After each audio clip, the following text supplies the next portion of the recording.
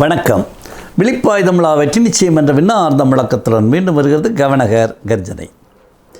பொதுவாக 4 வகை நஷ்டம் நமக்கும் வரக்கூடாது, பிறருக்கும் நாம் வர ஒரு காரணமாக இருக்கக்கூடாது. கவனகர் ஐயாவின் அற்புதமான உரைகளை தொடர்ந்து கேட்க கவனகர் கர்ஜனை அபிஷியல் என்ற புதிய சேனலை இப்பொழுதே சப்ஸ்கிரைப் செய்து கொள்ளுங்கள். கூடவே பெல் பட்டனையும் கிளிக் பண்ணுங்கள். என்ன 4 வகை நஷ்டம்னா, எந்த காரணம் கொண்டும் நாம் பொருள் நஷ்டம் இல்லாமல் பார்த்துக்கணும். பொருள் நஷ்டம் வீணாக ஏற்படாதவாறு கவனமாக நம்முடைய வரவு செலவுகளில் இருந்து பார்த்துக்கணும். அதே சமயத்தில் பிறருக்கு பொருள் நஷ்டம் ஏற்படாமலும் பார்த்துக்கணும். ஏன்னா அந்த பொருள் நஷ்டம்ன்றது குடும்பத்தில் அமைதியின்மையை உண்டாக்கும். அப்போ அவங்க நம்மளை திட்டும்போது, நம்மளை வசைப்பாடும்போது நமக்கு கர்மாக்கள் ரெக்கார்ட் ஆகும். அதனால் முதல்ல வரக்கூடாதது பொருள் நஷ்டம். பிறருக்கு நம்ம ஏற்படுத்தக்கூடாது. சொத்து கித்து அது இது ஏமாற்றி சம்பாதிக்கிறது, தவறான மட்டமான பொருளை கொடுத்து பெரிய விலையை வாங்குறது, இது மாதிரி ஏமாற்றுவது, துரோகம் செய்வது, பல வழிகளில் பிறருக்கு நஷ்டத்தை ஏற்படுத்தி நாம் லாபம் சம்பாதிப்பது, இந்த மாதிரியான தொழில்கள் எதுவாக இருந்தாலும் அதை செய்து பொருள் நஷ்டத்தை மற்றவருக்கு ஏற்படுத்தக்கூடாது. நம்மளும் பொருள் நஷ்டமாகிற மாதிரியான ரிஸ்கி வேலைகளில் இறங்கக்கூடாது. 1.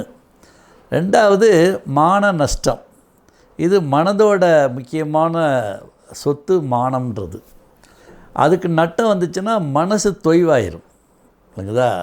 இந்த மான நஷ்டத்தை இந்த பல பேர் கந்து வெட்டி வட்டிக்காக அவனை போட்டு நெருக்கடி கொடுத்து, அவனை ஒரு அறிய உலகறிய திட்டி கேவலப்படுத்தி, அவன் ஊரை விட்டு ஓடுறது, சூசைட் பண்ணிக்கிறது, இந்த மாதிரியான சூழ்நிலைகளுக்கு தள்ளிடுவாங்க. இந்த மான நஷ்டத்தையும் நம்ம பிறருக்கு ஏற்படுத்தக்கூடாது. இப்போ பிள்ளைங்கள்லாம் கூட என்ன பண்ணுவாங்க, ஏதோ ஒரு காதல் கீதல்னு ஆரம்பிச்சிருவாங்க. அது இப்போ சாதாரண விஷயமாக போச்சு. இப்போல்லாம் அது எந்த வயசில் தான் அந்த காதல் கீதலை பற்றி பேசலான்னு கருத்து இல்லாமல் போச்சு. 1ஆம் கிளாஸ் 2ஆம் கிளாஸ் 3ஆம் கிளாஸ் பிள்ளைங்களோட பேசுது. என் கிளாஸில் இவங்களை ரொம்ப பிடிச்சிருக்கு, எனக்கு நான் ப்ரப்போஸ் பண்ணலான் இருக்கேன், இதுக்கு முந்தி அவளை எனக்கு பிடிச்சிருந்தது, நான் பிரேக்கப் பண்ணலான் இருக்கேன். இந்த ப்ரப்போஸு பிரேக்கப்லாம் 1ஆம் கிளாஸு 2ஆம் கிளாஸ் 3ஆம் கிளாஸ்லேயே வர ஆரம்பிச்சிருச்சு. கலிகாலம்ன்றது ரொம்ப முத்தலாக ஓடிக்கிட்டுருக்கு. அதனால் நீங்கள் அதெல்லாம் வச்சு தாய் தந்தையருக்கு இருக்கக்கூடிய ஒரு மரியாதையை குறைச்சி, சில வீடுகளில் அப்படியே நொந்து நூலாயிருக்காங்க. அதுலேயே அந்த குடும்பமே ஒரு குழந்தை எடுக்கிற முடிவுனால மான நஷ்டமாகி அவங்க பல முடிவுகளுக்கு வர வேண்டிய சூழ்நிலை வருது. அதுமாதிரி மான நஷ்டத்தை உண்டாகக்கூடாது. அது மாதிரி புகழ்பெற்றவர்களை அவளை பற்றி தவறான கதைகளையும் கட்டுக்கதைகளையும் சொல்லி புகழ் நஷ்டத்தை ஏற்படுத்துறது, அதுவும் ஒரு பெரிய தவறு. எல்லாம் கர்மாவாக ரெக்கார்ட் ஆகிரும். நம்ம பேரும் புகழும் கெடுத்துரும்.